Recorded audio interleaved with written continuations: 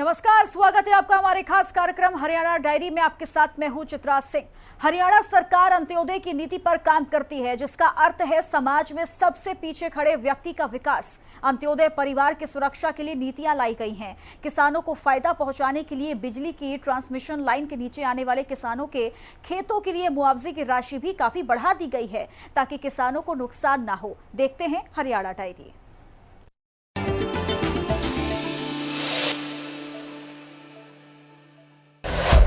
दीनदयाल उपाध्याय अंत्योदय परिवार सुरक्षा योजना, समाज के अंतिम छोर पर खड़े व्यक्ति का भी सम्मान। मृत्यु या स्थायी विकलांगता पर सहायता राशि, ताकि सिर उठाकर जी सके परिवार। हरियाणा सरकार की कोशिश है कि समाज के अंतिम छोर पर खड़ा व्यक्ति भी इज्जत के साथ सिर उठाकर जी सके। ऐसे लोगों के उत्थान के लिए हरियाणा सरकार दीनदयाल उपाध्याय अंत्योदय परिवार सुरक्षा योजना चलाती है। इसे हरियाणा दयालु योजना के नाम से भी जाना जाता है। 2023-24 के बजट में दीनदयाल उपाध्याय अंत्योदय परिवार सुरक्षा योजना शुरू करने का ऐलान किया गया। इसके तहत परिवार सूचना डेटा रिपोजिटरी में सत्यापित आंकड़ों के आधार पर 6 साल से ज्यादा और 60 साल की उम्र तक 1,80,000 रुपए से कम वार्षिक आय वाले परिवार के सदस्य की मृत्यु या स्थायी विकलांगता पर वित्तीय सहायता दी जाती है। 6 साल से ऊपर और 12 साल तक 1 लाख रुपए, 12 साल से ऊपर और 18 साल तक 2 लाख रुपए और 18 साल से ऊपर और 25 वर्ष तक 3 लाख रुपए और 25 साल से अधिक और 45 साल तक 5 लाख रुपए और 45 साल से अधिक और 60 साल तक 5 लाख रुपए की सहायता दिए जाने का प्रावधान है। आदमी के साथ, परिवार के साथ कोई हादसा हो जाता है, उसके लिए बड़ी दिक्कत हो जाती है। परिवार को संभालने के उसकी इनकम का कई बार साधन नहीं रहता है। तो इस परिवार संभालने में सरकार ने बहुत फायदा किया है, उस परिवार को सहारा मिल जाता है। अच्छी योजना है सरकार की।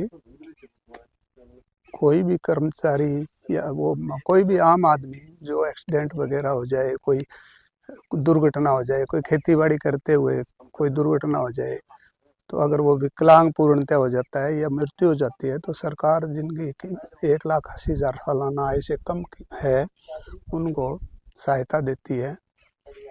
6 साल तक, 6 साल से 12 साल तक 1 लाख रुपए, 6 साल से 18 साल 2 लाख रुपए, 18 साल से ऊपर उसको 3.25 लाख रुपए देती है गवर्नमेंट। ये एक अच्छा सराहनीय कदम है, ताकि उस परिवार को कुछ संभलने का मौका मिले, इस पैसे से वो अपना गुजारा कर सके। ये सहायता हरियाणा परिवार सुरक्षा न्यास के माध्यम से दी जाती है। ऑनलाइन पोर्टल के माध्यम से इसके लिए आवेदन किया जाता है। आवेदन के लिए परिवार पहचान पत्र नंबर होना जरूरी है। इस योजना के तहत मिलने वाले लाभ में प्रधानमंत्री जीवन ज्योति बीमा योजना और प्रधानमंत्री सुरक्षा बीमा योजना के तहत मिलने वाली 2 लाख की राशि भी शामिल की जाती है।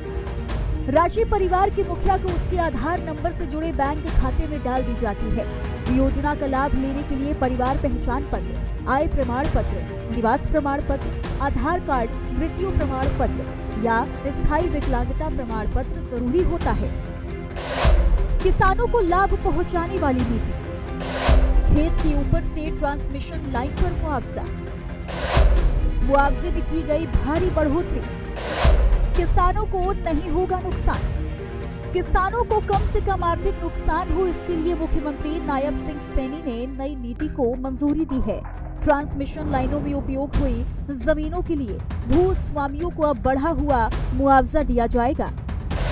भूमि अधिग्रहण के बिना भूमि मूल्य के 200% की दर पर टावर बेस एरिया का मुआवजा दिया जाएगा। सबमिशन लाइन कॉरिडोर के लिए भूमि मूल्य के 30% की दर पर राइट ऑफ वे कॉरिडोर के लिए मुआवजे का भी प्रावधान किया गया है। पहले जो किसानों को बहुत कम मुआवजा मिलता था, तो किसान बड़े मायूस और नाराज़ रहते थे कि हमारे खेतों में अगर लाइन निकल गई और हमें बहुत कम मुआवजा मिला है। अब हरियाणा सरकार श्री नायब सिंह सैनी ने ये किसानों के लिए बहुत अच्छा काम किया है कि उन्होंने 200% से भी ज़्यादा का मुआवजा देकर किसानों को कुछ राहत पहुंचाई है। और जो किसानों के खेत में अगर लाइन जा रही है ऊपर कर, उनको भी 30% का मुआवजा दिया जाएगा। है काफ़ी किसान हैं, लेकिन अभी 5-6 किसान ही मेरी नज़रों में आए हैं, लेकिन है काफ़ी हैं। पिछले साल कोई 10-15 किसानों ने इस चीज़ का फ़ायदा उठाया था, लेकिन उस टाइम बढ़ोतरी कम थी। अब ज़्यादा है तो अब ज़्यादा लोगों को फ़ायदा मिलेगा। किसानों के खेत के ऊपर से अगर बिजली की ट्रांसमिशन लाइन जाती थी तब उनका खेत बेकार हो जाता था। अब बढ़े हुए मुआवजे से किसानों को उनके नुकसान की भरपाई हो जाएगी। सीएम सैनी ने की हरियाणा कैबिनेट बैठक की अध्यक्षता। कर्मचारियों, आम लोगों के लिए अहम फैसले, फायदे वाली नीति। चंडीगढ़ में मुख्यमंत्री नायब सिंह सैनी की अध्यक्षता में कैबिनेट की बैठक हुई। इसमें कर्मचारियों और आम जनता को लेकर कई अहम फैसले लिए गए।